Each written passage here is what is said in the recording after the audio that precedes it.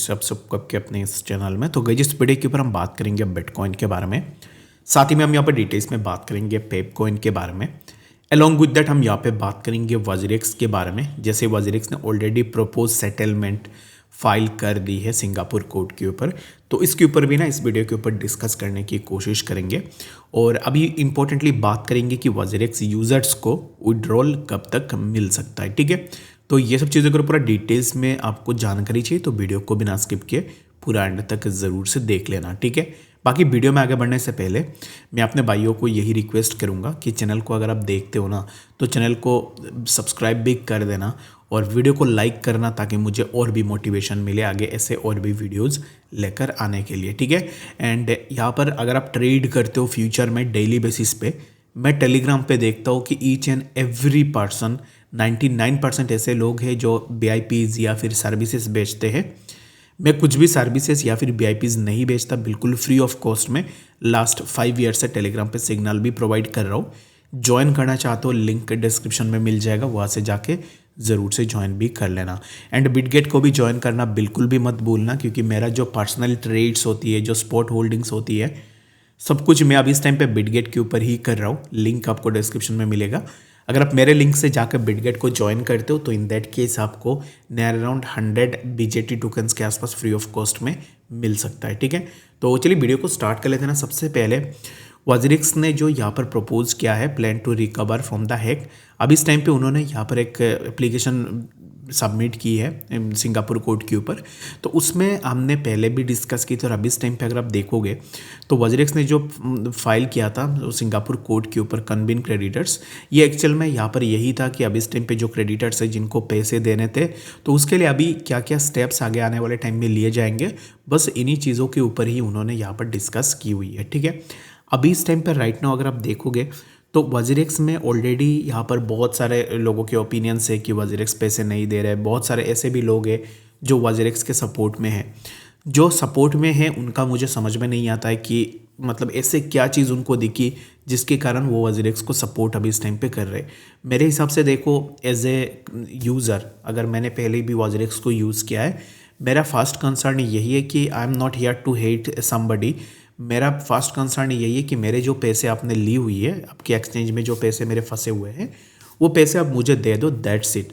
Game वहीं पे ख़त्म। आपको अब इस टाइम पे अपना सिंगापुर कोर्ट में फाइलिंग करनी, ये सब चीज़ों की ज़रूरत नहीं पड़ती अगर आप सीधा सीधा लोगों को अपने पैसे दे देते। अभी और एक चीज़ मैं आपको बताता हूँ कि इंडिया में ना बहुत सारे ऐसे यूज़र्स है वजीरेक्स के जिन्होंने निश्चल शेट्टी के ऊपर केस भी किया है, कंप्लेंट फाइल भी किया है। तो इसके चलते हुए अभी इस टाइम पे क्या हो रहा है कि लोगों का ओपिनियंस ना अभी इस टाइम पे चेंज हो रहे हैं। और मेरे हिसाब से देखोगे तो आप सिंगापुर कोर्ट में तो लास्ट 4 मंथ से भी आप यहाँ पर चीज़ें कर रहे हो, लेकिन इन दैट केस क्या अब इस टाइम पे जो सोल्यूशन है वो क्या निकल के आई? अभी तक कुछ भी सोल्यूशन निकल के नहीं आई है। ठीक है, तो इसके लिए ना इस न्यूज़ के ऊपर मैं ज़्यादा आपको ड्रैग नहीं करूँगा। बस ये जो अभी इस टाइम पे एप्लीकेशन फाइल हुई है, फॉर्म फाइल हुई है, ये क्यों हुई है, शॉर्ट एंड सिंपल वे में मैं अगर आपको बताऊं तो ये हो रही है जस्ट बिकॉज आपको पैसे देने के लिए। लेकिन जो मेरे पैसे हैं उन पैसों को अगर वापस लेने के लिए मुझे इतनी यहाँ पर अगर वेट करनी पड़े और इन दैट केस मुझे अगर इतना यहाँ पर देखना पड़े, तो इन दैट केस मैं इस चीज़ में क्या ही कर सकता हूँ। ठीक है, तो इसके लिए ना मैं इस चीज़ को लेकर मैं आप सबको यही रेकमेंड करूँगा कि गाइज़, आप में से जितने भी लोग वेट कर रहे हो ना कि विड्रॉल कब होगी, फंड्स कब आएगी, तो उसके लिए मेरे हिसाब से टाइम लगेगी। ठीक है, कोर्ट से अभी इस टाइम पे अपडेट निकल के आएगी, कोर्ट जो भी अपडेट देगी बेस्ड ऑन दैट आपको फंड्स मिल सकते हैं। अभी यहाँ पर अगर आप देखोगे तो निश्चल शेट्टी ने कल भी ये चीज़ यहाँ पर अपलोड की थी। उन्होंने ट्विटर में बताया था कि yesterday we filed an application in the Singapore court to convene a meeting creditors. It's critical step in moving forward with the scheme. This bring us closer to putting the proposal to vote. अब इस time पे जैसे already यहाँ पर एक proposal voting के लिए फ्लिपकार्ट यहाँ पर आई एम सॉरी वजीरेक्स का जो ऑफिशियल वेबसाइट है उस वेबसाइट में भी यहाँ पर चल रहा होगा, तो उसमें जाके भी अगर आप अपना वोट देना चाहते हो, अगर आप अभी इस टाइम पे वजीरेक्स स्कीम को सपोर्ट कर रहे हो तो फिर आप सपोर्ट, यस मैं सपोर्ट कर रहा हूँ, ये आप दे सकते हो। अगर आप सपोर्ट नहीं कर रहे हो आप अपना भी बता सकते हो। ठीक है, मैं किसी को ये नहीं बताऊँगा कि एग्जैक्टली आप सपोर्ट करो या ना करो। मेरे हिसाब से देखो ऑलरेडी बहुत दिन हो चुके हैं, अभी तक आपने फंड्स नहीं दी है, अभी लोगों ने बहुत ज़्यादा पेशेंस रखा हुआ है। अभी आप यूज़र्स को भी ब्लेम नहीं कर सकते हो कि यूज़र्स आपके साथ कोऑपरेट नहीं कर रहे। ऑन चेन टोकन स्वैप भी हो रही है जहां पर एसेट सिक्योरिटी के लिए during the implementation of scheme WazirX has been doing an on chain token swap to simplify and optimise asset holding and management. अब इस टाइम पे जो भी यहाँ पर उनके एसेट्स है उन एसेट्स को यहाँ पर ऑन चेन में स्वैप किए जा रहे हैं ताकि क्या किया जाए कि सिंप्लीफाई की जाए ऑप्टिमाइज एसेट्स को जो भी होल्डिंग एंड मैनेजमेंट के लिए। अभी यहाँ पर ना इसी चीज़ में अगर आप देखोगे तो पूरा इन दिस पार्टिकुलर न्यूज़ यहाँ पे अगर हम देखेंगे तो एक ही क्वेश्चन निकल के आते हैं, ये जो सब कुछ आप कर रहे हो ये तो बहुत पहले से ही आप कर रहे हो, लेकिन हमें ये बता दो कि एग्जैक्ट जो आप विड्रॉल है वो आप हमें कब दे सकते हो। बस यही एक क्वेश्चन है, सिंपल इन वन लाइन आप ये लोगों को बता सकते हो। अभी आप जो भी फाइल कर रहे हो सिंगापुर कोर्ट के ऊपर कन्वीन मीटिंग के लिए क्रेडिटर्स के लिए, अभी इस टाइम पे नेक्स्ट क्या स्टेप होगी, ऐसे मीटिंग्स में आपने जो सीओसी ग्रुप ऑफ जो क्रेडिटर्स भी आपने बनाए थे पहले, वो ऐसे लोगों को बनाया जिनको हम जानते भी नहीं हैं, लेकिन उस ग्रुप में अभी इस टाइम पे हो क्या रहा है इसके बारे में भी किसी को नहीं पता है। तो सब कुछ यहाँ पर ना ब्लैक एंड वाइट नहीं है, कुछ चीज़ें छुपाई जाती है यूज़र से, कुछ चीज़ें यूज़र के सामने आती है। तो ऐसे करके तो कुछ भी रेजोल्यूशन आप लोगों को प्रोवाइड नहीं कर पाओगे, ठीक है। तो आई होप कि आपको वॉजरेक्स के बारे में समझ में आया होगा कि एग्जैक्टली वॉजरेक्स में क्या चीज़ें हो रही है।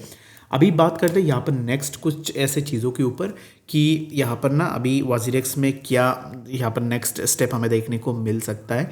इन दैट केस यहाँ पर ना जो स्टेप्स अब इस टाइम पे वॉजरेक्स ले रही है, अगर आप इन रियलिटी में देखोगे कुछ भी स्टेप ऐसे स्टेप हमें देखने को नहीं मिली है।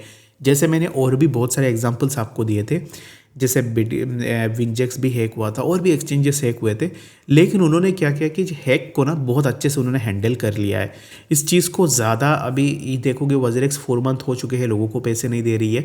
बाकी एक्सचेंजेस जब हैक हुए थे, जैसे रात को हैक हुए, उन्होंने 2 दिन के बाद लोगों के फंड्स को वापस कर दिए, क्योंकि एक्सचेंजेस के पास ना, अगर आपको नहीं पता है कि हर एक एक्सचेंज के पास एक रिजर्व रहती है, ठीक है। रिजर्व का मतलब यही होता है कि कुछ पैसे आपने ना अपने एंड से कुछ पैसे रख दिया है, जो कि अगर एक्सचेंज हैक होती है या फिर एक्सचेंज में कुछ अनफ्रोजन कंडीशन आती है, इन दैट केस आप वही फंड्स यूज़ कर पाओ, ठीक है। लेकिन वॉजरेक्स ने पहले बोला था कि हमारे पास 1:1 में ऑलरेडी रिजर्व पड़ा हुआ है, लेकिन जब टाइम आई रिजर्व यूज़ करने की, तब वॉजरेक्स अभी इस टाइम पे नहीं बता रहा है कि इसका 1:1 रिजर्व कहा गया है, ठीक है।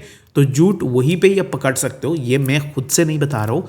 बहुत सारे आर्टिकल्स भी आपको मिल जाएंगे जहाँ पर वॉजरेक्स ने लास्ट ईयर बताया था हमारे पास 1:1 पे रिजर्व पड़ा हुआ है। अगर आपके पास 1:1 में रिजर्व पड़ा हुआ है, दैट मीन्स कि अभी जो लॉस हुई है लोगों की, वो लॉस आप इजीली रिकवर कर सकते थे, लेकिन वॉजरेक्स इसे नहीं कर रहा है। आई होप कि आपको बातें समझ में आई होगी। तो क्विकली हम बात करते हैं पेप के बारे में। इस टाइम पे पेप के में क्या मूवमेंट होगी, तो मीम कॉइन्स में आप देखोगे तो मीम कॉइन्स में maximum number of meme has shown A minor growth, और इसके साथ में पेप में भी हमें एक मूवमेंट देखने को मिल रहा है। Right now what I am expecting from the Pep is that कि पेप के प्राइस हमें नियर अराउंड 0.027068 इसी जोन पे पेप के लिए एक रेजिस्टेंस है, जो कि लास्ट टाइम भी पेप इसी जोन से ही रिजेक्शन लेके आया था।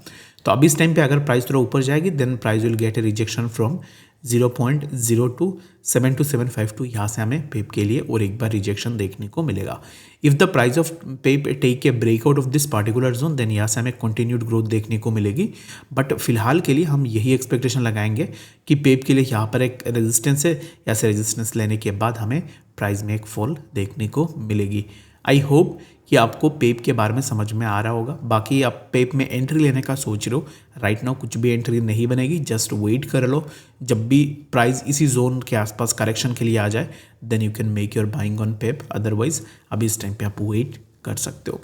बात करते हैं यहाँ पर बीटीसी के बारे में कि एग्जैक्टली बीटीसी में क्या मूवमेंट हो रही है। बीटीसी की अगर हम प्राइस को देखें तो right now the price of BTC is consolidating in A sideways, जो कि प्राइस 99,000 के आसपास फिर से सपोर्ट सस्टेन कर रहा है। आफ्टर सस्टेनिंग सपोर्ट ऑन 99,000, यहाँ से बीटीसी के प्राइस में हमें थोड़ा मूवमेंट देखने को मिल रहा है। जैसे मैंने मॉर्निंग में भी बताया था कि I am still bullish on BTC.